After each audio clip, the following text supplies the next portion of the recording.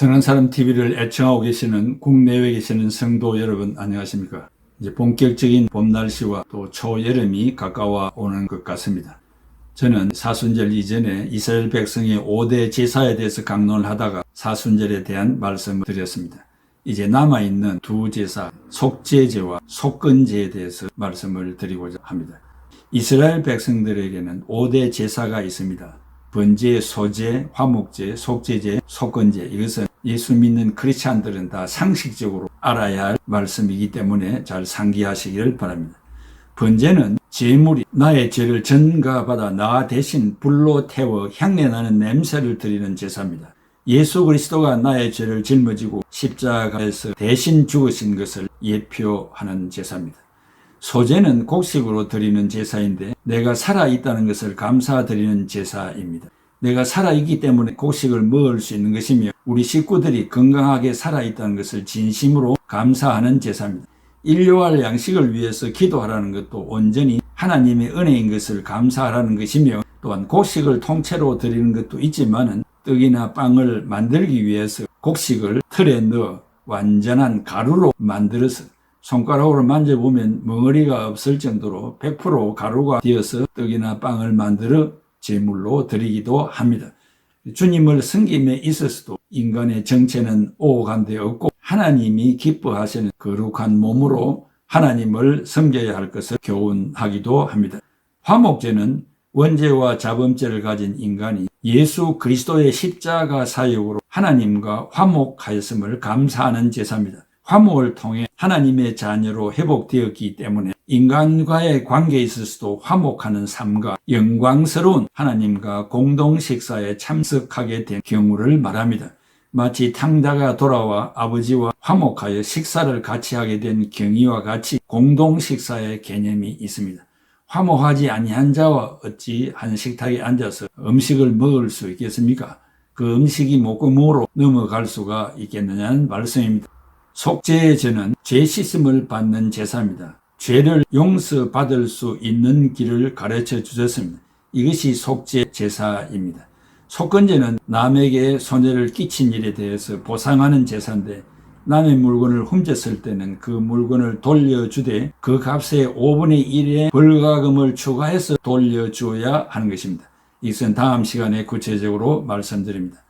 오늘은 이 속죄제, sin offering에 대해서 말씀드립니다. 레위기서 4장 1절에서 21절에 제사장의 속죄에 관한 내용인데 기름 부음을 받은 제사장이 범죄하여 백성의 허물이 되었으면 그가 범한 죄로 말미암아 흠없는 수송아지로 속죄 제물로 삼아 여호와께 드리는 제사입니다. 백성들 앞에서 제사를 집례하기 전에 자신의 죄를 먼저 용서받고 집례하는 것입니다. 그도 죄인이기 때문입니다. 그 수송아지를 회막문 여호와 앞으로 끌어다가 그 수송아지의 머리에 안수하고 그것을 여호와 앞에서 잡아 번제로 드리는 제사입니다. 이스라엘 온 회중의 속죄제는 그 범한 죄를 깨달은 회중은 수송아지를 회막 앞으로 끌어다가 장로들이 여호와 앞에서 그 수송아지 머리에 안수하고 그것을 여호와 앞에서 잡아 속죄제를 드립니다. 레위기서 4장 1절에서 5장 13절까지는 속죄제에 관한 규정이 기록되어져 있습니다. 제4장에서는 제사장과 이스라엘 온 회중의 죄를 속하는 방법을 소개합니다. 속죄제의 핵심이 되는 부지중예라는 표현이 들어있는데 번역에는 빠져 있습니다. 속죄제는 여호와의 계명을 알지만 의도하지 않게 어긴 경우나 어기고도 몰랐던 경우에 죄를 속하기 위해서 드리는 제사입니다. 의도적인 범죄나 잘못을 저지르는 이는 이스라엘이든 외국인이든 백성 중에서 끊어지게 되어 있습니다. 고의로 잘못을 범한 우리의 죄는 얼마나 크며 또한 이것을 해결하기 위해서 그리스도의 희생은 또 얼마나 큰 은혜이겠습니까? 제사장이 부지중의 계명을 어겼는데도 백성들이 이를 모른 채 제사를 드렸다면 제단이 오염된 것입니다. 이런 경우에 속죄제를 드려서 죄로 오염된 성소와 제단을 정결하게 했습니다. 속죄제는 속죄하여 사함을 받는 제사이면서 동시에 제단과 성소를 정결케 하는 정결제사입니다. 속죄제의 대부분이 피를 제단과 성소에 뿌리고 바르는 일로 구성된 이유입니다. 제사자에 따라 제물이 달랐습니다. 죄가 크든 작든 부하든지 가난하든지 지도자이든 평민이든 자기 죄를 깨달았거든 용서를 구하고 용서받을 수 있는 길이 있었습니다. 영향력 있는 사람일수록 더 비싼 재물을 요구하셨습니다. 영향력이 클수록 더 많이 더럽히기 때문일 것입니다. 더 영향력 있는 사람이 되기를 구하기 전에 죄를 더욱 두려워하고 거룩을 더욱 사모하는 사람이 되도록 요구합니다.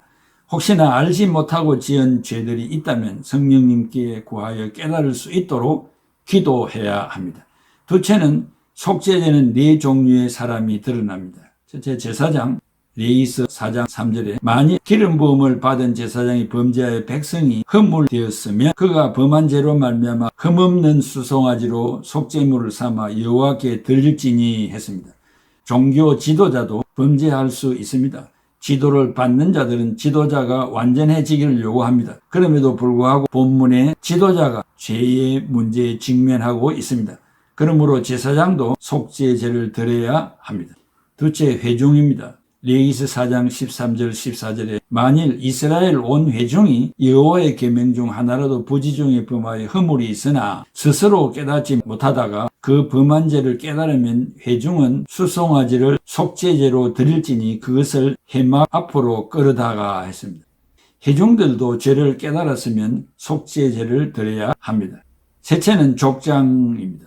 레위기서 4장 22, 23절에 만일 족장이 그의 하나님 계명 중 하나라도 부지 중에 범하여 허물이 있었는데 그가 범한 죄를 누가 그에게 깨우쳐 주면 그는 흠없는 수소를 예물로 가져다가 했습니다. 회중 역시 죄를 깨달았다면 속죄제를 드려야 합니다.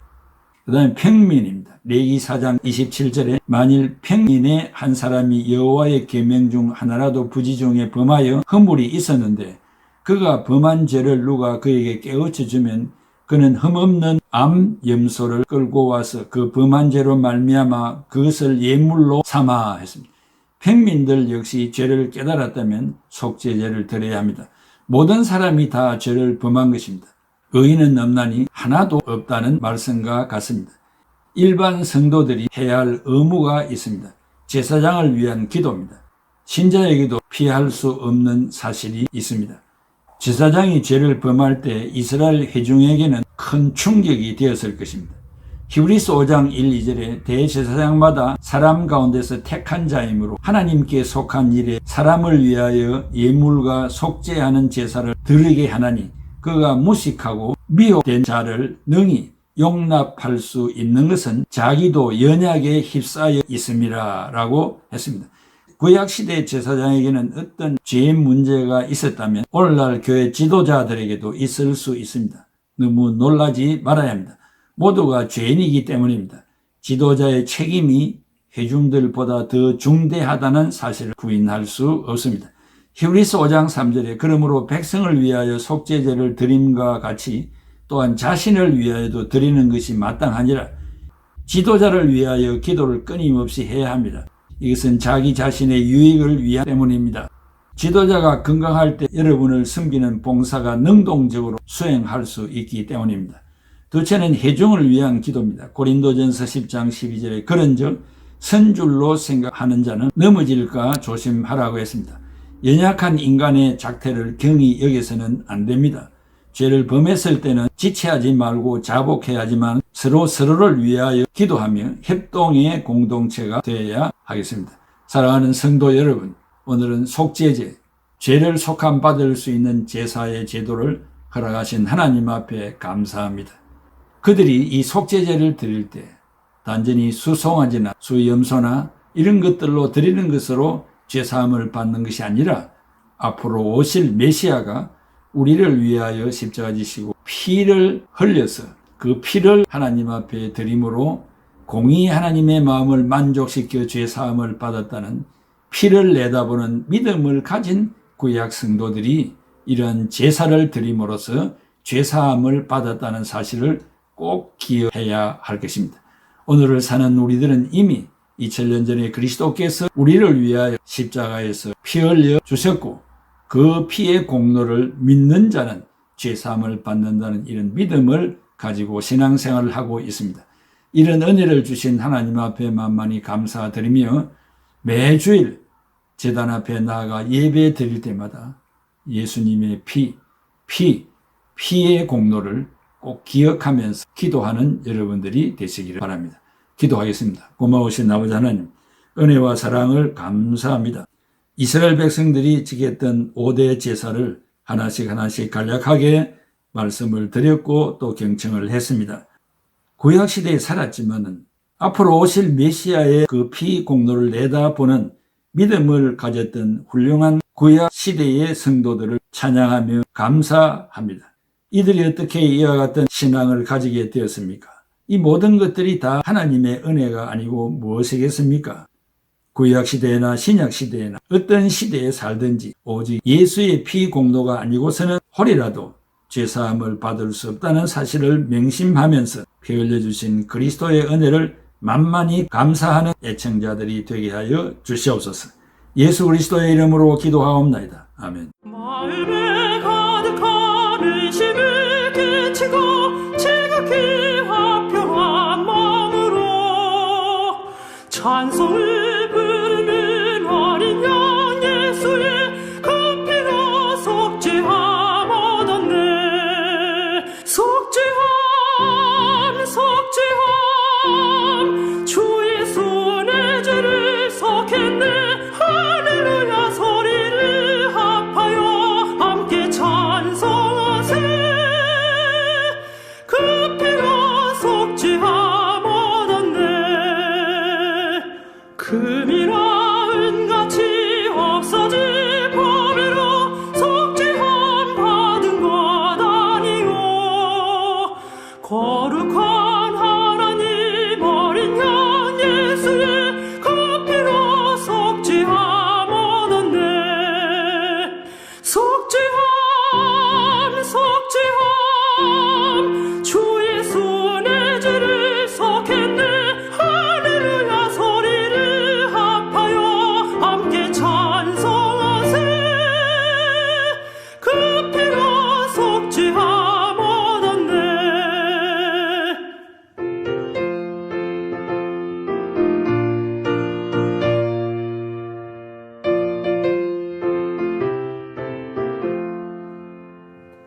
나 같은 죄인이 용서함 받아서 주 앞에 옳다함 얻으는 확실히